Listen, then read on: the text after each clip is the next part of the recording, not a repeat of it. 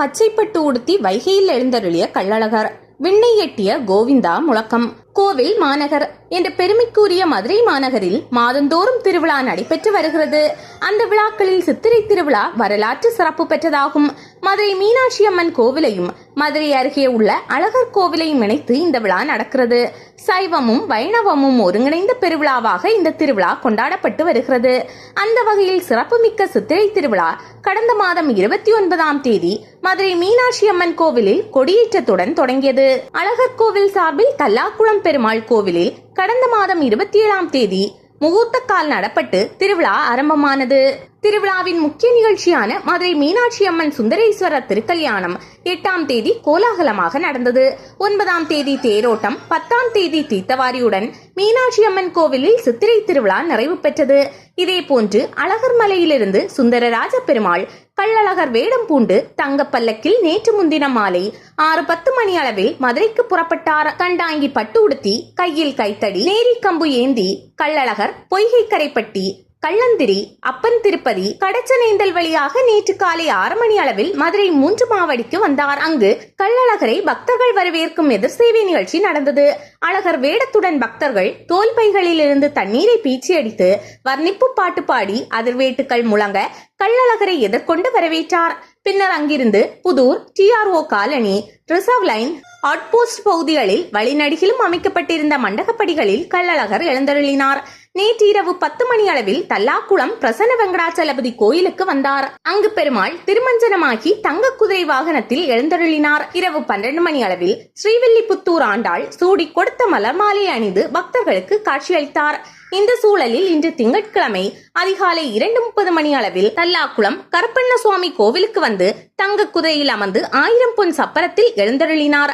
அதன் பின் 3 மணி அளவில் தங்க குதிரை வாகனத்தில் வைகை ஆற்றுக்கு புறப்பட்டு வந்தார். இந்நிலையில் இன்று காலை 5:45 மணி முதல் 6 மணிக்குள் தங்க குதிரையில் கள்ளழகர் வைகை ஆற்றில் இறங்கினார். வண்டியூர் வீரராகவ பெருமாள் முன்கூட்டியே அங்கு வந்திருந்து கள்ளழகரை வரவேற்றார். இதனைத் தொடர்ந்து காலை 7:25 மணி வரை கள்ளழகர் வைகை ஆற்றில் பக்தர்களுக்கு காட்சி தருகிறார். வைகை ஆற்றில் கள்ளழகர் இறங்கும் அந்த கண்கொள்ளா காட்சியை கண்டு தரிசிப்பதை பக்தர்கள் பெரும் பாக்கியமாக கருதுகிறார்கள். அந்த உன்னத காட்சியை காண மதுரை, திண்டுக்கல், சிவகங்கை, விருதுநகர், ராமநாதபுரம், தேனி மாவட்டங்கள் உட்பட தமிழகத்தின் பல்வேறு பகுதிகளில் இருந்தும் சுமார் 15 லட்சம் பக்தர்கள் அதிகாலை முதலே மதுரை மாநகரில் குவிந்திருந்தனர். அதனால் மதுரை மாநகரம் விழாக்கோலம் பூண்டிருந்தது. வைகை ஆற்றில் நேற்றிரவு முதலே பக்தர்கள் கூட தொடங்கினார்கள். கள்ளழகர் வேடமணிந்த பக்தர்கள் விடிய விடிய கள்ளழகரை வர்ணனை செய்து ஆடிப்பாடி மகிழ்ந்தனர். தீப்பந்தமேந்தியும் தோலினால் செய்த பைகளில் தண்ணீரை நிரப்பி பக்தர்கள் மீது பீச்சி அடித்தும் நேர்த்திக்கடன் செலுத்தினார். இந்நிலையில் கள்ளழகர் ஆற்றில் இறங்கும் போது பக்தர்கள் சம்புகளில் சர்க்கரையை நிரப்பி சூடமேற்றி பயபக்தியுடன் சாமி தரிசனம் செய்தனர். ஏராளமான பக்தர்கள் தங்கள் வேண்டுதலை நிறைவேற்ற முடிக்காணிக்கை செலுத்தி மொட்டை போட்டுக் கொண்டனர். வைகையில் இறங்கிய பின் இன்று பகல் 12 மணிக்கு கள்ளழகர் ராமராயர் மண்டபம் செல்கிறார். அழகர் வேடமணிந்த பக்தர்கள் கள்ளழகர் மீது தண்ணீரை பீச்சி அடித்து குளிர்விக்கும் தீர்த்தவாரி நடைபெறுகிறது.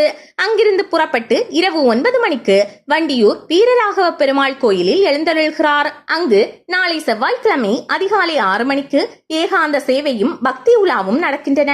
காலை 9 மணி அளவில் திருமஞ்சனமாகி அங்கிருந்து சேஷ வாகனத்தில் புறப்பட்டு வைகை ஆற்றில் உள்ள தேனூர் மண்டபத்தில் எழுந்தருள்கிறார். பின்பு மாலை 3 மணிக்கு கருட வாகனத்தில் பிரசன்னமாகி மண்டூக முனிவருக்கு மதிய நேரத்தில் சாப விமோசனம் அளிக்கிறார். பிற்பகல் 3:30 மணிக்கு அனுமார் கோவிலில் அங்க பிரதர்சனம் நடக்க உள்ளது. அதன் பிறகு அங்கிருந்து புறப்பட்டு இரவு 10 மணிக்கு ராமராயர் மண்டபத்தில் எழுந்தருள்கிறார். 10 அவதாரங்கள். அங்கு இரவு 12 மணி முதல் விடிய விடிய தசாவதார நிகழ்ச்சி நடக்கிறது. அப்போது அழகர் 10 அவதாரங்களில் பக்தர்களுக்கு காட்சியளிக்கிறார். 14ஆம் தேதி புதன்கிழமை காலை 6 மணிக்கு மோகினி அவதாரத்துடன் பக்தி உலா வருகிறார். அதன் பின் மதியம் 2 மணிக்கு திருமஞ்சனமாகி அனந்தராயர் பல்லக்கில் ராஜாங்க திருக்கோலத்துடன் எழுந்தருள்கிறார். இரவு 11 மணிக்கு தல்லாக்குளத்தில் உள்ள ராமநாதபுரம் மன்னர் சேதுபதி மண்டபத்தில் திருமஞ்சனமாகிறார். நள்ளிரவுக்கு பின் 2:30 மணிக்கு கள்ளழகர் பூப்பல்லக்கில் பக்தர்களுக்கு காட்சி தருகிறார். 15ஆம் தேதி காலை 7 மணிக்கு கருப்பண்ண சுவாமி கோவிலில் பிரியாவிடை பெற்று வையாளியானவுடன் அழகர் மலைக்கு புறப்படுகிறார். அன்று இரவு அப்பன் திருப்பதியில் திருவிழா நடக்கிறது. 16ஆம் தேதி காலை 10 மணிக்கு மேல் அழகர் மலையில் இருப்பிடத்தை அடைகிறார்.